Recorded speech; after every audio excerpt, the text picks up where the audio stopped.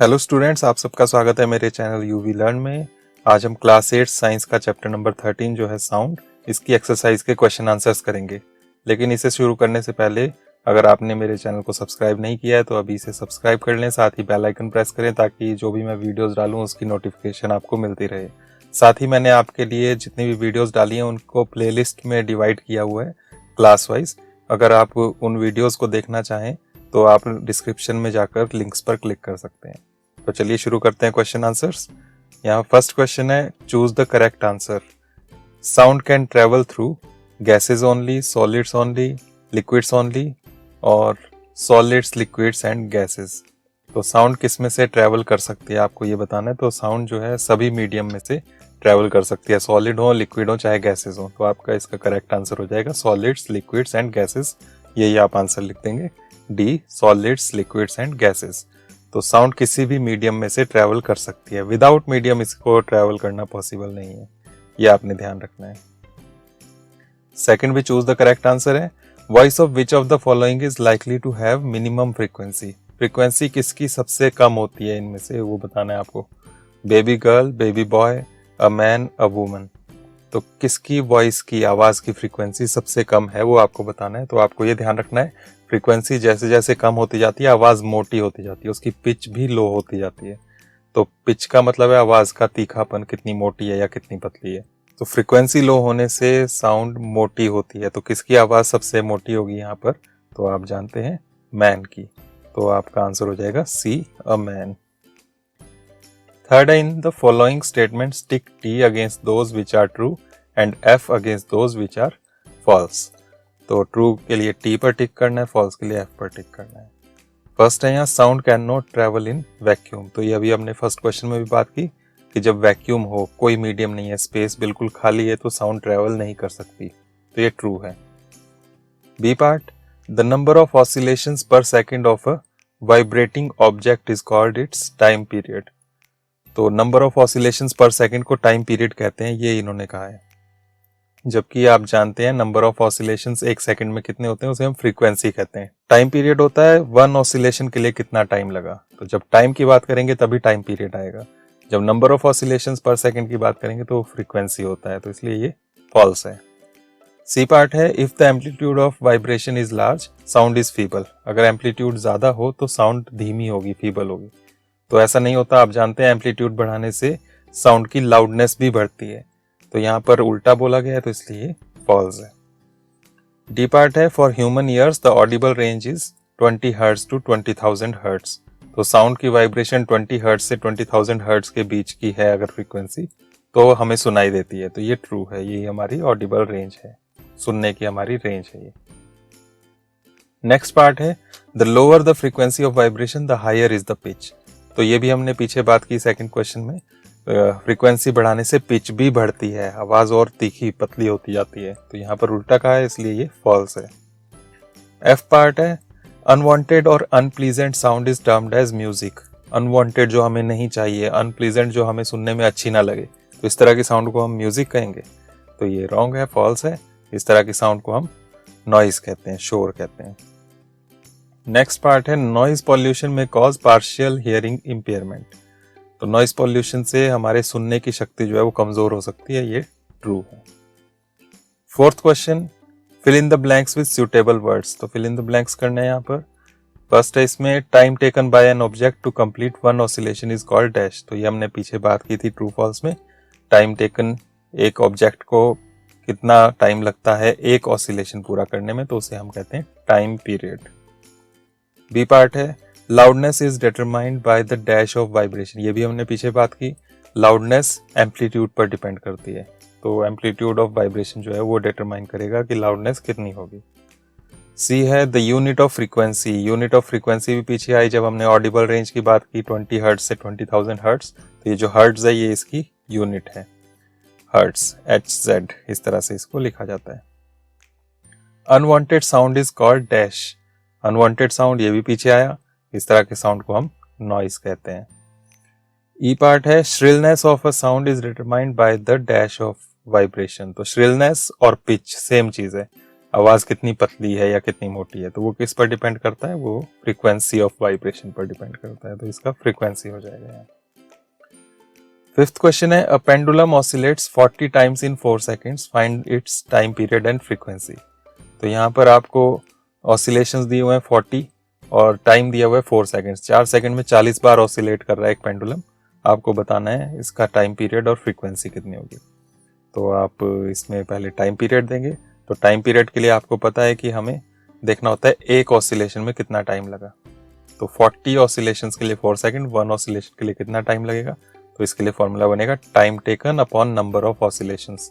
आपको इस तरह से ध्यान रखना है कि टाइम पीरियड में टाइम ही आना है न्यूमरेटर में, ऊपर हम टाइम लिखेंगे और नीचे लिखेंगे नंबर ऑफ ऑसिलेशंस। डिवाइड करेंगे आप, टाइम टेकन है 4 सेकेंड्स, नंबर ऑफ ऑसिलेशंस 40, आप 4 से 40 को कैंसिल करेंगे तो यहाँ पर 1/10 सेकेंड्स आ जाएगा और पॉइंट में इसे कन्वर्ट करें तो 0.1 सेकेंड आ जाएगा। तो टाइम पीरियड है 0.1 सेकेंड, एक ऑसिलेशन के लिए इतना टाइम लग रहा है। इसके बाद फ्रीक्वेंसी टाइम पीरियड का रेसिप्रोकल होता है, बिल्कुल उल्टा। तो यहाँ जो हमने टाइम पीरियड में फॉर्मूला लिखा इसी को हम रेसिप्रोकल कर देंगे, number of oscillations upon time taken. और number of oscillations 40, time taken 4 second, 40 upon 4 second divide करेंगे तो 10 अपॉन सेकेंड, सेकेंड रह जाएगा नीचे, तो 10 पर सेकेंड। ये जो पर सेकेंड है इसे ही हम हर्ट्स कहते हैं। तो यहाँ पर फ्रीक्वेंसी आ जाएगी 10 हर्ट्स। तो इस तरह से आपने टाइम पीरियड और फ्रीक्वेंसी कैलकुलेट करनी है। सिक्स्थ क्वेश्चन है, the sound from a mosquito is produced when it vibrates its wings at an average rate of 500 vibrations per second, what is the time period of the vibration. तो mosquito की जो sound आती है जब वो आपके कान के पास आता है तो वो उसकी साउंड उसकी विंग्स की वाइब्रेशन से होती है और उसकी स्पीड यहाँ पर दी हुई है, वाइब्रेशंस जो है उसकी, वो पर सेकेंड 500 बार वाइब्रेट करता है। तो एक सेकंड में 500 बार वो अपने विंग्स को वाइब्रेट कर रहा है। यहाँ टाइम पीरियड क्या होगा, तो फिर से सेम उसी तरह से करेंगे जैसे अभी पीछे किया हमने। Time period is equal to time taken upon number of vibrations. Oscillations vibration same चीज है, वहां पर ऑसिलेशंस लिखा था क्वेश्चन में, इसलिए हमने आंसर में भी ऑसिलेशंस लिखा। यहाँ पर वाइब्रेशंस है तो हम वाइब्रेशंस यूज कर रहे हैं। टाइम टेकन, यहाँ पर टाइम है 1 सेकेंड, एक सेकेंड में ये 500 बार वाइब्रेट कर रहा था। और नंबर ऑफ वाइब्रेशन 500, तो 1 सेकेंड अपॉन 500 आ गया। इसको अगर आप पॉइंट में कन्वर्ट करें तो 0.002 सेकेंड आ जाएगा। तो ये टाइम पीरियड हो गया यहाँ पर। ये है 1 वाइब्रेशन का टाइम, कितना टाइम लग रहा है 1 वाइब्रेशन में। सेवंथ क्वेश्चन है, identify the part which vibrates to produce sound in the following instruments. तो यहाँ इंस्ट्रूमेंट्स के नाम है, उनमें कौन सा पार्ट वाइब्रेट करता है जिससे साउंड प्रोड्यूस होती है वो आपको बताना है। फर्स्ट है इसमें ढोलक। आप जानते हैं ढोलक में साइड्स में मेम्ब्रेन लगी होती है जो स्ट्रेच करके लगाई जाती है, लेदर की होती है ज़्यादातर, और उस पर जब हम बीट करते हैं, हिट करते हैं उसको, तब उसमें साउंड प्रोड्यूस होती है।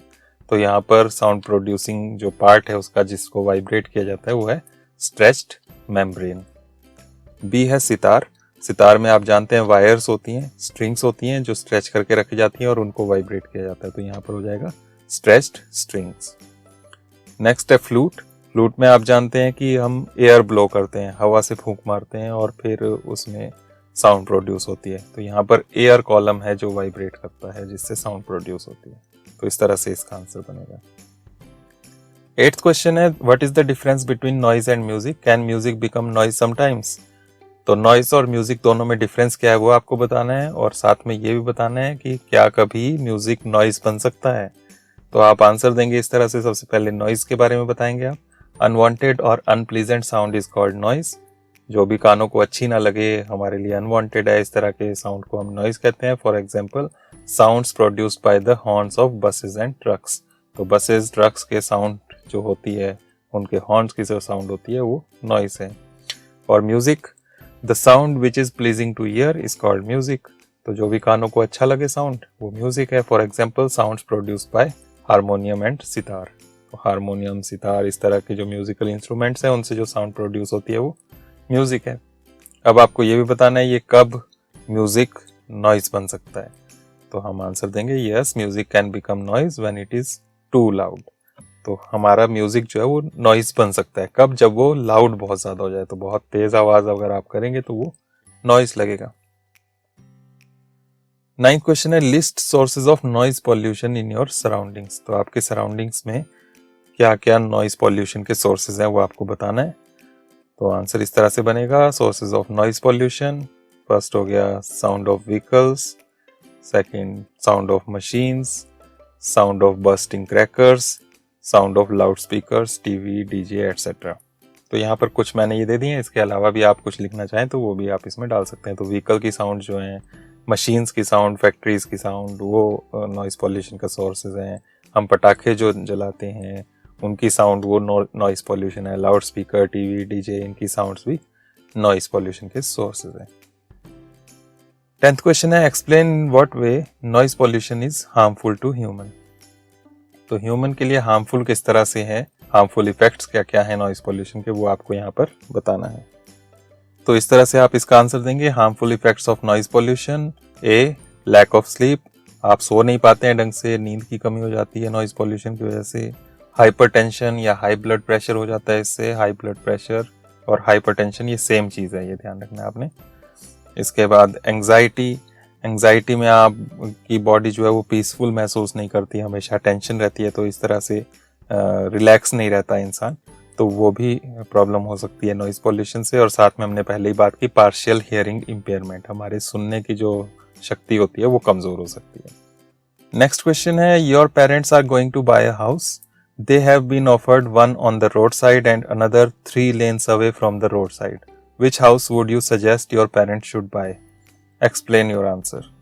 तो आपके पेरेंट्स को हाउस एक बाय करना है, परचेज करना है, उनको 2 हाउस ऑफर हुए हैं, एक रोड साइड है सड़क के किनारे और एक 3 lanes अवे है, 3 गलियां थोड़ा दूर है। तो आप कौन सा हाउस लेना चाहेंगे, उसके लिए आपको सजेशन देना है अपने पेरेंट्स को। तो इसके लिए आपको ये ध्यान रखना पड़ेगा कि रोड के किनारे होगा बिल्कुल, तो फिर वहाँ पर व्हीकल्स की वजह से नॉइस पॉल्यूशन बहुत ज़्यादा होगा, और इस वजह से जो हमने पीछे प्रॉब्लम्स देखी ह्यूमन को क्या क्या हार्मफुल इफेक्ट्स होते हैं वो आपके फैमिली को हो सकते हैं। तो उनसे बचने के लिए आपको करना चाहिए कि आप थोड़ा दूर मेन रोड से थोड़ा साइड में हाउस लें।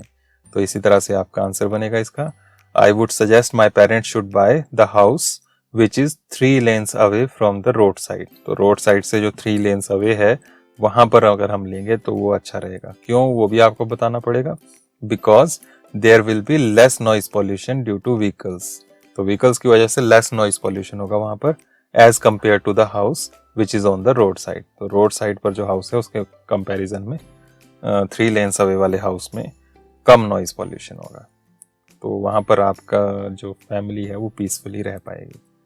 तो इस तरह से आपको ये आंसर करना है। नेक्स्ट क्वेश्चन है, sketch larynx and explain its function in your own words. तो लैरिंक्स का स्केच बनाना है यहाँ पर, और उसका फंक्शन क्या है, उसका काम क्या है, वो आपको बताना है। तो आपकी बुक में ये डायग्राम है, ये आपने इसमें बनाना है लैरिंक्स का, और इसको एक्सप्लेन भी करना है ये क्या काम करता है। तो आप जानते हैं, हम जो हमारी वॉइस जो है, हमारी साउंड जो प्रोड्यूस होती है वो यहीं पर होती है। हम जितना भी बोल पाते हैं वो इसी वजह से बोल पाते हैं, क्योंकि ये लैरिंक्स इस तरह से काम करता है। तो इसकी वर्किंग आपने एक्सप्लेन करनी है, उसके लिए आप इस तरह से लिखेंगे, ये पूरा बुक में है आपके, वहीं से आप नोट कर सकते हैं। Larynx is also known as voice box. हमारा लैरिंक्स जो है इसको ही हम वॉइस बॉक्स भी कहते हैं, यहीं से हमारी वॉइस जनरेट होती है। It is at the upper end of the wind pipe. हमारी जो विंड पाइप होती है ये नेक के अंदर, उसके अपर एंड पर होता है ये। 2 vocal cords are stretched across the voice box. हमारे वॉइस बॉक्स में 2 vocal cords होती हैं, जैसे आप डायग्राम में देख सकते हैं, और ये स्ट्रेच होती हैं, और इनके बीच में एक स्लिट होती है, एक होल होता है जहाँ से साउंड प्रोड्यूस होती है। तो वही आप लिखेंगे, 2 vocal cords are stretched across the voice box or larynx in such a way that it leaves a narrow slit between them for passage of air. तो वहां से एयर का रास्ता बनता है उस स्लिट में से। When lungs force air through the slit, the vocal cords vibrate, producing sound. तो जब लंग्स से एयर निकलती है विंड पाइप से होकर और ये वोकल कॉर्ड से होकर, तो ये वोकल कॉर्ड्स जो हैं ये वाइब्रेट्स होती हैं, और इस वजह से ही साउंड प्रोड्यूस होती है। इसके बाद लास्ट क्वेश्चन है, lightning and thunder take place in the sky at the same time and at the same distance from us. Lightning is seen earlier and thunder is heard later, can you explain why. तो आपने देखा होगा जब बारिश का मौसम होता है, आसमान में बिजली चमकती है, बादल गरजते हैं, तो वो लाइटनिंग और थंडर, बादल के गरजने की आवाज़, वो दोनों हमसे सेम डिस्टेंस पर और सेम टाइम में वो दोनों होते हैं। लेकिन हमारे पास लाइट पहले पहुंचती है, लाइटनिंग हमें पहले दिखाई देती है, और थंडर जो है वो देर से सुनाई देती है। तो इसका एक्सप्लेनेशन देना, ऐसा क्यों होता है। तो सीधी सी बात है, हम तक जल्दी पहुंच रही है लाइट, और उसकी साउंड जो है बादल के गरजने की वो हम तक लेट पहुंच रही है। तो ऐसा क्यों हो रहा है? तो कोई भी चीज़ जल्दी पहुंच रही है इसका मतलब उसकी स्पीड ज़्यादा है, जो चीज़ लेट पहुंच रही है उसकी स्पीड कम है। तो इसी तरह से आप इसका आंसर देंगे, the speed of light is much more than the speed of sound. तो लाइट की स्पीड जो है वो साउंड की स्पीड से बहुत ज़्यादा होती है। यहाँ पर आपकी जानकारी के लिए बता दूं, स्पीड जो लाइट की है वो 3 लाख किलोमीटर पर सेकेंड है। एक सेकेंड में 3 लाख किलोमीटर डिस्टेंस ट्रेवल कर सकती है लाइट। और स्पीड ऑफ साउंड जो है ये एयर में लगभग 330 मीटर पर सेकेंड होती है। 1 किलोमीटर भी नहीं होता है, एक सेकेंड में 330 मीटर चलती है। तो इस वजह से बहुत ज़्यादा स्पीड है लाइट की। दस light reaches us before sound, तो हमारे पास लाइट पहले पहुंच जाती है, साउंड देर से पहुंचती है। So lightning is seen earlier and thunder is heard later. तो स्पीड ऑफ लाइट ज़्यादा होने की वजह से हम तक लाइट जल्दी पहुंच जाती है, इसलिए हमें लाइटनिंग पहले दिखाई देती है। और साउंड उसकी स्पीड कम होने की वजह से वो हम तक देर से पहुंचती है, इसलिए थंडर हमें देर से सुनाई देती है। तो इस तरह से यहाँ पर ये क्वेश्चन आंसर्स कंप्लीट होते हैं। आज के लिए इतना ही। Thank you. अगर आपको ये वीडियो अच्छी लगी हो तो इसे लाइक और शेयर ज़रूर करें, साथ ही मेरे चैनल को सब्सक्राइब करें। नेक्स्ट वीडियो में मिलते हैं।